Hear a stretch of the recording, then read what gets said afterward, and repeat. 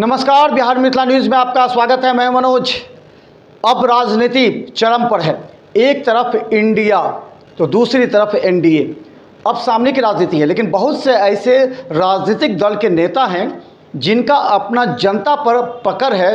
वो भी अब सोचने लगे हैं कि मैं इधर जाऊं या उधर जाऊं। बड़ी मुश्किल में है किधर जाऊं, क्योंकि 23 से 24 विपक्षी संगठनों का बेंगलुरु में जो एक बैठक हुई थी, उसमें कई बात सामने आ रही। उस पर हम चर्चा करेंगे आगे। लेकिन हम बता दें, हमारे साथ बेदारी कारवां के राष्ट्रीय अध्यक्ष हैं नजरे आलम जी। नजरे जी, आपका स्वागत है। धन्यवाद आपका, बहुत बहुत मनोज जी, आपके चैनल का। नजरे जी, एक सबसे पहले आप ये बताइए कि बेंगलुरु में जो हुआ है, महागठबंधन से इंडिया बन गया है। इंडिया पूरा देश को कहा जाता है, तो क्या लगता है कि इंडिया बनाने से ही एनडीए का सफाया हो सकता है क्या?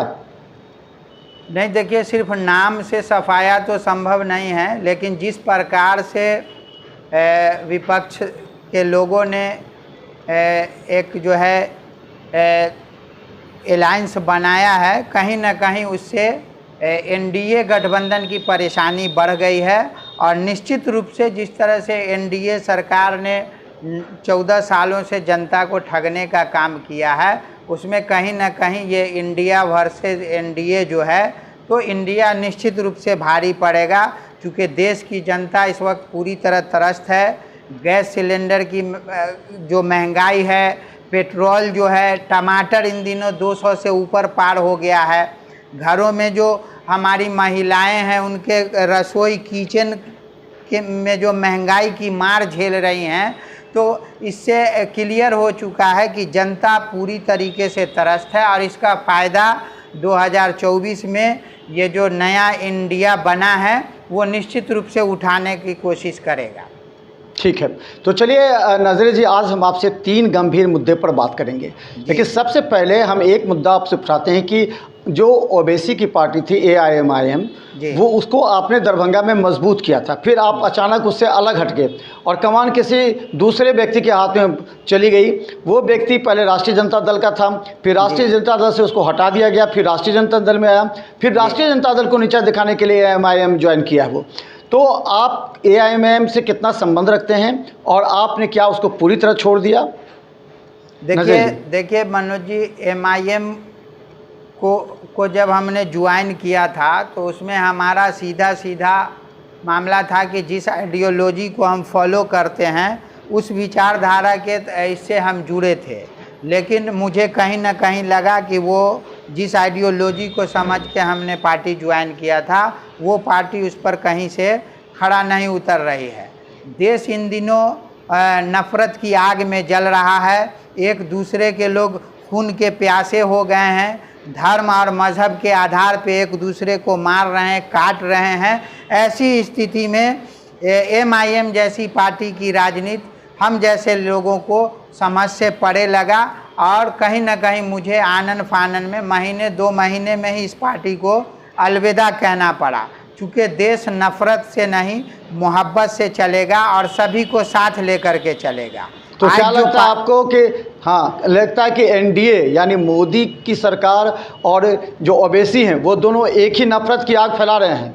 बिल्कुल बिल्कुल। कहीं ना कहीं आप ये जान लें कि एक तरफ भाजपा की RSS की जो आइडियोलॉजी है, हिंदुत्व के नाम पे देश के लोगों को गुमराह करने का, उसको उकसा करके नफ़रत फैला करके और देश को कमज़ोर करने का, और जो आपसी भाईचारा है जो सभी समुदाय के बीच सदियों से बना रहा है, उसको कहीं ना कहीं ये RSS और बीजेपी की जो आइडियोलॉजी है, वो नुकसान पहुंचा रही है। और सेम इधर से जो पलटवार होता है, तो जो हमारे समुदाय के लोग हैं, जिनके अंदर शिक्षा की कमी है, जो नवयुवक हैं, जो नहीं समझ पा रहे हैं देश की स्थिति क्या है, सियासी हालात क्या हैं, किस करवट देश जाएगा, तो कहीं ना कहीं ये वो कहावत है, आग में घी डालने का काम ओवैसी साहब कर रहे हैं। तो इससे देश की जनता को नुकसान हो रहा है। और कहीं ना कहीं जो कट्टरपंथी मामला है, जो कट्टर वाद है वो उसको बढ़ावा मिल रहा है। तो मुस्लिम निश्चित का वो नेतृत्व नहीं कर रहे हैं, मुस्लिम समुदाय का जो आइडियोलॉजी को वो ग्रहण कर बोले कि सभी मुस्लिम हमारी बात मानते हैं, ये ओवैसी का कहना है। वो हमेशा इसी, चाहे योगी मुद्दा हो, मोदी मुद्दा हो, लगातार तो विरोध कर रहे हैं वो, तो क्या मुस्लिमों का समर्थन नहीं मिलेगा उन्हें? मनोज जी, मैं आपको बता दूं कि बिहार में एमआईएम का कहीं से नामो निशान नहीं था जब से हम लोग सड़कों पे आंदोलन करते हैं। एक काम बता दें, सिर्फ बोलने से, टीवी चैनल पे टीआरपी लेने से अगर जनता का भला हो, अल्पसंख्यकों का भला हो, मुसलमानों का भला हो, एक काम एमआईएम बता दे, ओवैसी साहब खुद बता दें कि बिहार में उनकी पार्टी ने अल्पसंख्यकों के लिए एक काम बता दीजिए जो किया हो। बल्कि इनके लोग तो 4 एमएलए को नहीं बचा पाए जो इनकी पार्टी से जुड़े थे, जो सोचे थे हम आगे काम करेंगे, ये लोग उनको नहीं रोक पाए। इनकी आइडियोलॉजी डिफरेंट है। मैं आगे अपनी पूरी बात जल्द ही रखूँगा। आपको हैरत होगी कि एमआईएम से देश को या देश के मुसलमानों को कितना फ़ायदा कितना नुकसान हुआ है।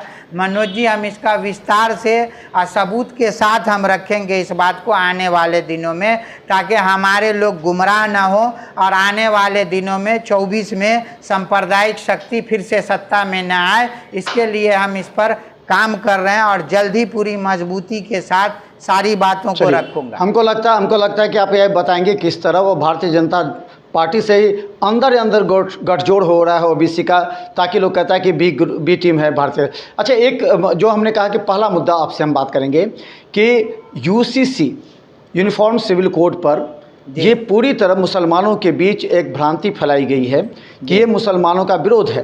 कुछ लोग इसको सपोर्ट कर रहे हैं, महिलाएं अंदर से सपोर्ट कर रही हैं, क्योंकि महिलाओं को भी संविधान में अधिकार मिलना चाहिए। तो क्या लगता है कि इस यूसीसी को लेकर के आप कितने आश्वस्त हैं और किस तरह आप अपने जो आपके लोग हैं, जो जनता है, चाहने वाले हैं, आपके उसके बीच जाएंगे इसको मुद्दे पर? देखिए, यूनिफॉर्म सिविल कोड निश्चित रूप से 140 करोड़ लोगों के खिलाफ है, संविधान के खिलाफ है, देश के लोकतंत्र के खिलाफ है।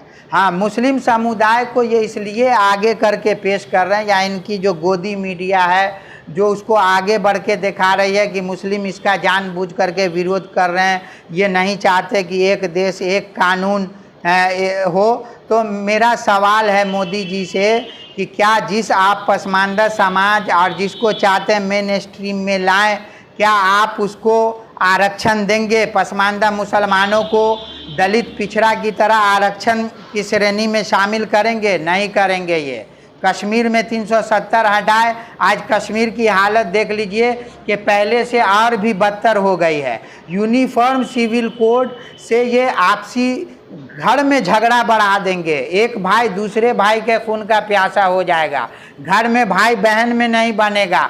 ये एक तरह से जो है सो सीधा सीधा जो है आप कह सकते हैं कि संविधान। नजर जी बताइए, बच्चों की संख्या कम हो, इससे आपको एतराज है?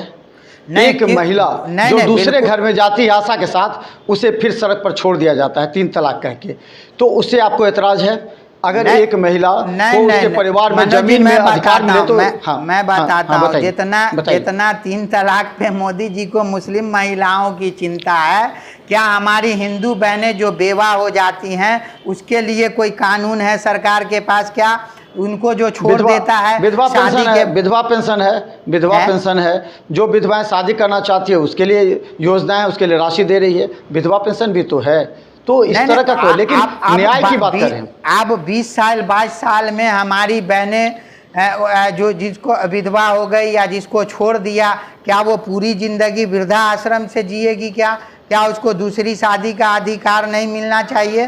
कैसी बात करते हैं? एक देश 2 कानून कैसे चलेगा? ट्रिपल तलाक की बात करते हैं मोदी जी, कहाँ महिलाओं को सम्मान दे रहे हैं? आसपा का रेप होता है, अनगिनत गैंग रेप होता है, उसके हत्यारे को माला पहनाते हैं, ये सम्मानित करते हैं इनके नेता। अभी ब्रजभूषण जिस पर संगीन धाराओं में मुकदमा दर्ज हुआ, हमारी पहलवान बहनें धरना दे रही थी, आज उसके साथ क्या हुआ आप देख लीजिए कि नहीं, नहीं, रेपिस्ट मंत्री उस को। पर बाद में बात करेंगे नजीर, उस पर बाद में बात करेंगे। एक चीज़ बता दीजिए, अगर महिलाओं को किसी ज़मीन में, किसी संपत्ति में उनको हक है, जो आप लोग को पहले भी मुस्लिम जो लॉ हमारे है उसमें कहा हमारे यहाँ जाता पहले से है, बहन बेटी को पहले से है, ठीक है, तो उसको मनोज जी, कानूनी रूप दिया हमारे जाएगा तो यहाँ- एतराज़ क्यों है? हमारे अगर कानूनी यहाँ- रूप दिया जाएगा तो एतराज़ क्यों है? कानूनी रूप नहीं, दिया जाए तो एतराज़ क्यों है? एतराज हमें इस पे नहीं है। हमारे यहाँ पहले से है कि प्रॉपर्टी में हमारी बहनों को भी शेयर मिलेगा, हिस्सा मिलेगा, हर एक चीज़ में है।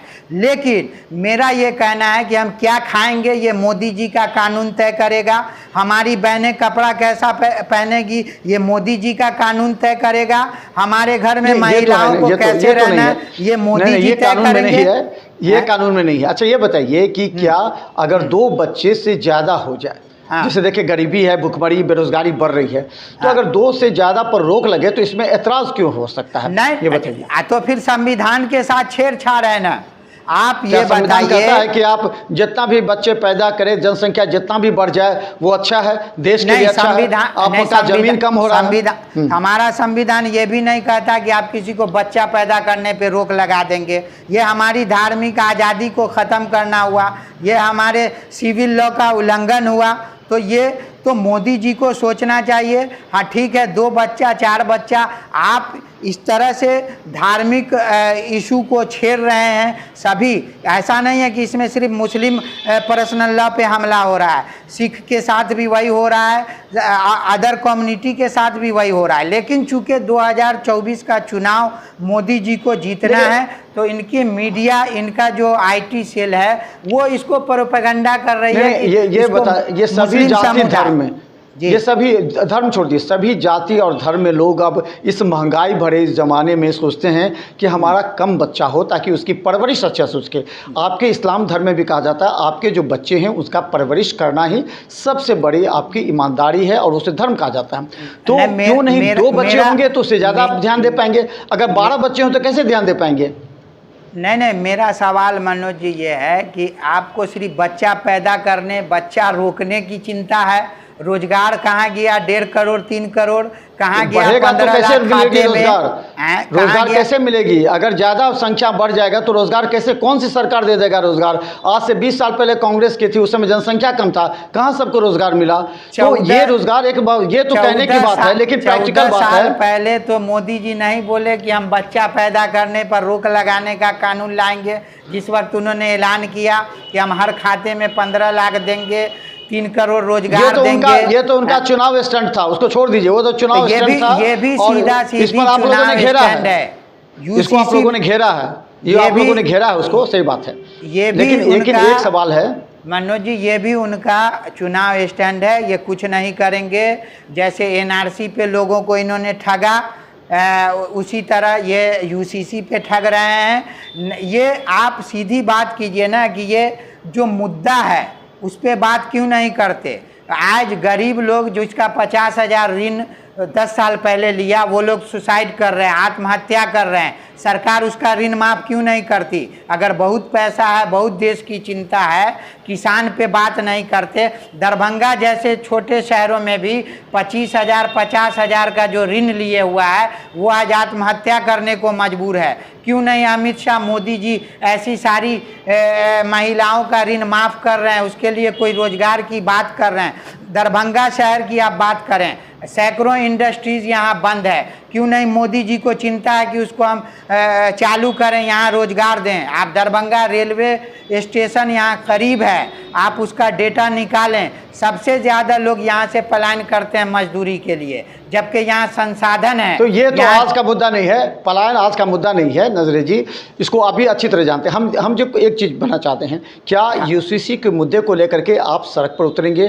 क्या आप अपने जो लोग विरोध कर रहे हैं UCC का, उन लोगों को साथ लेकर के आप चलेंगे? तो क्या आपका कई बार जो बड़ा जुलूस निकल चुका है, आपने कई बार इस मुद्दे पर खासकर अल्पसंख्यकों को, हाँ, निश्चित रूप से UCC पर हमारा विरोध है। और हमारी जो ऑर्गेनाइजेशन है all India Muslim personal law board, जो पूरे भारत में 140 करोड़ लोगों की आवाज़ बनकर इस वक्त UCC का विरोध कर रहा है, हम उसके स्टैंड के साथ हैं। और सड़कों पे उतरने की बात अगर आएगी तो सड़कों पे भी उतरा जाएगा। लेकिन चूंकि अभी हम कानूनी स्तर पे लॉ कमीशन ने जो रिपोर्ट मांगा या लोगों से राय मांगा है, हम लोग उस पर काम कर रहे हैं। और जब अगर ज़रूरत पड़ेगी सड़कों पे आने की, तो निश्चित रूप से अगर all India Muslim personal law board ये जारी करेगी ऐलान कि हम सड़क पर भी इसका विरोध करेंगे, तो हम उसके लिए भी तैयार हैं। और हम पहले भी सरकार की गलत पॉलिसी का पुरजोर विरोध करते रहे हैं। और यूसीसी हो, एनआरसी हो, या जो भी देश के संविधान के खिलाफ सरकार का कानून आएगा, हम उसके खिलाफ, हम अपने मुस्लिम पर्सनल लॉ में किसी भी तरह के बदलाव का सरकार के हस्तक्षेप को बर्दाश्त नहीं करेंगे, इनकार करते हैं। चलिए, निश्चित तौर पर हम, जैसा कि ये सभी का है, और हम बता दें कि नज़र आलम के पीछे एक बहुत बड़ा लॉबी है, जो पूरे लोग हैं जो चाहते हैं कि नज़र आलम की जो आइडियोलॉजी है वो कब किस पर आती है, कब किस पर टूट जाती है। उन्होंने ओवैसी को पहले माना, लेकिन लगा कि ओवैसी भी बीजेपी का ही वास्तव में बी ग्रुप है, जिसका वो कुछ दिन में खुलासा करेंगे। लेकिन हम बता दें कि यूसीसी पर इनका सीधा स्टैंड है कि ये मुस्लिम ही नहीं, और भी हिंदू हो, ईसाई हो, सभी जाति और धर्म के खिलाफ है, इसका विरोध होना चाहिए। तो नज़र आलम जी, आपसे हम फिर मुलाकात करते रहेंगे, कई गंभीर मुद्दे पर चर्चा करेंगे और डिबेट में भी शामिल करेंगे, ताकि आपको उन लोगों को बताइए जो यूसीसी का समर्थन करते हैं। अगले डिबेट में देखिए। धन्यवाद नज़र जी। धन्यवाद।